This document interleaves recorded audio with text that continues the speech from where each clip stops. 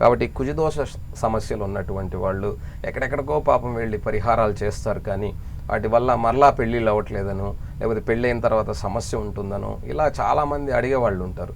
కానీ ఏదైనా నేను మళ్ళీ ఏం చెప్తానంటే, ఒక సమస్య వచ్చినప్పుడు మాత్రమే కాకుండా మనకి ఈ సమస్య ఉంది పరిహారం చేయమన్నారు కదా అనుకున్నప్పుడు చాలామంది అడుగుతారు ఎన్ని రోజులు చేయాలని అడుగుతారు.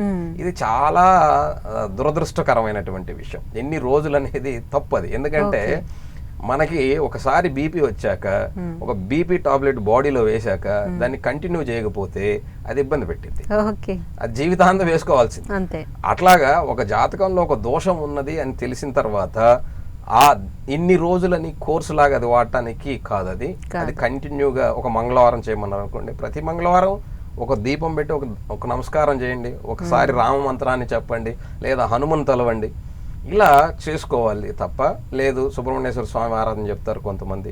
ఇట్లా వాళ్ళకి ఏది అనుకూలమో అది చెప్పే ప్రయత్నం చేస్తారు. కాబట్టి వాళ్ళు చేసుకోవటం ద్వారా, అంటే జీవితకాలం చేయాలా గురుగారు అంటే నీకు సత్ఫలితాలు కావాలంటే చేయాల్సిందే. పెళ్ళి అయిపోయింది కదా నాకేం ఇబ్బంది లేదు కుజదోషం పోయింది కదా అనుకుంటే తప్పు. ఆ కుజదోషం మీ వైవాహిక జీవితం మీద ఉంటుంది. ఆ కుజదోషానికి సరే బాగానే ఉంది కదా అని పిల్లల కోసం చూస్తారు చాలామంది. పిల్లలు పుట్టేదానికి లేట్ అవుతుంది. ఆ పిల్లలు పుట్టిన తర్వాత వాళ్ళ ఆరోగ్యం మీద ఇబ్బంది ఉంటుంది, తర్వాత వాళ్ళ చదువుల మీద ఉంటుంది, తర్వాత మీ ఆరోగ్యం మీద ఉంటుంది. ఇలా అది కంటిన్యూగా ఒక్కొక్క పాత తీసుకుంటూ వస్తుందే తప్ప చివరి దాకా నిన్ను వెంటాడుతుందే తప్ప అది అక్కడ చేసిన దాని వల్ల వెళ్ళిపోదు. కాబట్టి అది కంటిన్యూటీ కోసం మీరు దాన్ని ఒక ఆరాధనగా తీసుకొని మీ యొక్క జీవితంలో దాన్ని కంటిన్యూగా అది దోషంగా కాకుండా ఒక యోగంగా కానీ మనం మలుచుకుంటే, అంటే పాజిటివ్గా నెగిటివ్గా కాకుండా పాజిటివ్గా తీసుకుంటే అద్భుతమైన ఫలితం వస్తుంది. ఇప్పుడు తులాలగ్నానికి 4వ ఇంట్లో కుజుడు మకర రాశిలో ఉచ్చస్థితిలో ఉంటే దాన్ని రుచమహాపురుష యోగంగా చెప్తాం మనం.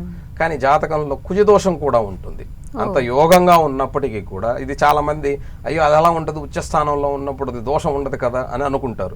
మీకు దానికి ఉదాహరణ చెప్తాను నేను. అంటే నేను ప్రాక్టికల్ లైఫ్లో చాలా మంది చూసిన తర్వాత మాట్లాడుతున్నాను. ఏదో శాస్త్రంగా కాకుండా రియాలిటీలో ఎలా ఉందన్నది.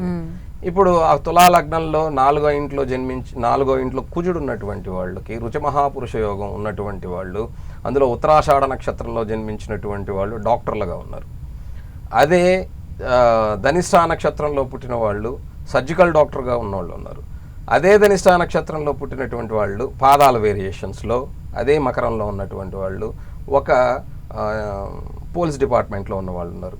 ఇంకొకళ్ళు డాక్టర్ అవ్వకుండా సాఫ్ట్వేర్ చదివిన వాళ్ళు ఉన్నారు. ఎందుకంటే గైడెన్స్ లేక వీరు పరాన్ని చదువుకుంటే ఈ టైంలో బాగుంటుందన్న గైడెన్స్ లేక వాళ్ళు వేరువేరుగా ఉన్నారు.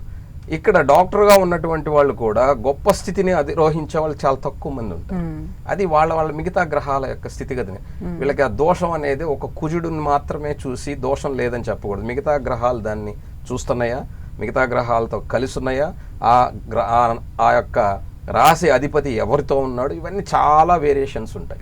బట్ అన్నిటినీ చూస్తే కానీ మనం చెప్పలేము అనమాట. అంతేగాని జనరల్గా అందరితో పాటుగా నాకు 4వ ఇంట్లో కుజుడు ఉన్నాడు కాబట్టి ఇది రుచమహాపురుష యోగం, ఇది నాకు గొప్పగా యోగిస్తుంది, కానీ నాకు ఎందుకు యోగించలేదని అడిగేవాళ్ళు కూడా ఉంటారు. ఇవన్నీ తెలియక అడుగుతారు. కాబట్టి ఇలాంటి వాళ్ళు దోషం, అది యోగం, ప్రతిదీ దోషం కాదు, ప్రతిదీ జాతకంలో యోగంగానే చెప్పబడింది. చెడును కూడా గొప్పగానే చెప్పారు తప్ప తక్కువగా ఏం చెప్పలేదు. కాబట్టి అది సర్పదోషము, కుజదోషం అని చెప్తాం కదా, ఈ దోషాలన్నీ కూడా యోగాల కిందగానే చెప్పబడ్డాయి. కానీ ఆ యోగాన్ని మనం గొప్పగా అనుభవించాలి, దాని నెగిటివిటీ పోవాలి అంటే మనకు చెప్పే ఒక ఆరాధన ఏదైతే ఉందో, ఒక గురువుగారు నమ్మి మనకి అంటే నమ్మకం లేనిది ఏది జరగదు. నమ్మితేనే జీవితం ఉంటుంది. మీ జీవితం అయినా మీరు నమ్మితేనే, నమ్మకం ఉంటేనే అది గొప్పగా జరుగుతుంది. ఆ నమ్మకంతో ఆ ఆరాధనని కంటిన్యూ ఇన్ని రోజులు చేయాలని మాత్రం దయచేసి పెట్టుకోవద్దు. ఎందుకంటే మీకు అలవాటు చేసేదానికి ఒక 40 days చేయమని చెప్తారు. ఆ 40 days తర్వాత దాన్ని కంటిన్యూ చేయమని, అంతేగాని ఆపేయమని కాదు అర్థం. కాబట్టి అది మీ యొక్క మానసిక స్థితిని బట్టి ఉంటుంది. కాబట్టి ఈ యొక్క రుచమహాపురుష యోగం ఉన్న వాళ్ళకు కూడా దోషం ఉండి తీరుతుంది. కాబట్టి రుచమహాపురుష యోగం తులాలగ్నానికి 7వ ఇంట్లో కుజుడు ఉన్నప్పుడు కూడా యోగకారకంగా ఉంటుంది. గొప్పగా విశేషమైనటువంటి ఫలితాలను ఇస్తాడు కాబట్టి కుజుడు ఎందుకంటే తులాలగ్నానికి 2వ స్థానానికి కూడా అధిపతి, 7వ స్థానానికి కూడా అధిపతి ఉంటాడు కాబట్టి గొప్ప విశేష కుటుంబ వివాహ స్థానం కాబట్టి అది 4లో ఉన్నా 7లో ఉన్నా అది యోగంతో పాటుగా దోషాన్ని ఇచ్చేదానికి కూడా అవకాశం ఉంటుంది. మిగతా ప్లానెట్స్ దృష్టి వల్ల కావచ్చు, పాపుల దృష్టి వల్ల కావచ్చు, పాపులతో కలిసి ఉన్నప్పుడు కావచ్చు. ఎందుకంటే కుజరాహువులు కలిస్తే అది కోపగ్రస్త యోగం అని చెప్తారు. అంటే రెండు కూడా దేవతల సైన్యాధిపతి, అలాగే దైత్యుల సైన్యాధిపతిగా చెప్తారు రాహుని. ఈ రెండు కలిస్తే ఇబ్బంది అని చెప్తారు. కానీ నిజ జీవితంలో ఎలాంటి ఇబ్బందులు ఉంటాయంటే కుజరాహువులు కలిసిన వాళ్ళకి బ్లడ్ ఇన్ఫెక్షన్ వచ్చేదానికి అవకాశం ఉంటుంది. అలాగే ఇంకా విపరీతమైనటువంటి అనారోగ్య సమస్యలు వచ్చేదానికి ఉంటుంది. అది ఉన్న స్థానాన్ని బట్టి, అవి రెండు కలిసి ఉన్నటువంటి చోటును బట్టి, నక్షత్రాన్ని బట్టి ఎలాంటి ఆరోగ్య సమస్య వస్తుందో కూడా మనం చాలా తెలివిగా తెలుసుకోవచ్చు. ఎందుకంటే ఆ గ్రహాల స్థితిని బట్టి ఎటువంటి అనారోగ్య స్థితి కూడా ఉంటుందో చెప్పుకోవచ్చు అన్నమాట.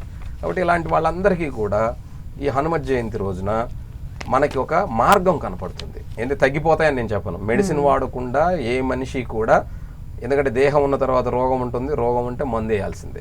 ఆ మందు మనసుకు వేస్తావా దేహానికి వేస్తావా అన్నది నీ ఇష్టం. ఎందుకంటే దేహానికి వేసినా కూడా మనసు బలహీనంగా ఉంటే తొందరగా ఇబ్బంది పడతాం. ఎలా అంటే క్యాన్సర్ వచ్చి 20 సంవత్సరాలుగా దాంతో మానసిక ధైర్యంతో గెలిచిన వాళ్ళు ఉన్నారు, భయంతో 2 నెలలకే చచ్చిపోయిన వాళ్ళు ఉన్నారు.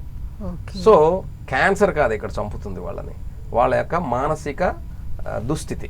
కాబట్టి వాళ్ళని మానసికంగా బలహీనులను చేయాలన్నా బలవంతులను చేయాలా అన్నది వాళ్ళు నిర్ణయించుకోవాలి. మేము ఇక్కడ కాషన్ మాత్రమే చెప్తాం, భయపెట్టేదానికి కాదు. ఇప్పుడు ఇందులో ఇప్పుడు చెప్పాను, కుజరాహువులు కలయికున్నటువంటి వాళ్ళకి ఖచ్చితంగా బ్లడ్ ఇన్ఫెక్షన్ ఉండేదానికి అవకాశం ఉందని. చాలా మంది చూసుకుని అమ్మో నాకు ఉంది అనుకుని భయపడాల్సింది కదా. వెళ్ళి చెక్ చేసుకొని మంచి మెడిసిన్ వేసుకోవచ్చు, మంచి ఆహారం తినొచ్చు, మంచి ఆరోగ్యంగా ఉండొచ్చు, తగిన జాగ్రత్తలు తీసుకుని లైఫ్ని ముందుకు ఎక్స్టెండ్ చేసుకోవచ్చు. అంతేగాని భయంతో అక్కడ చచ్చిపోమని కాదు అర్థం.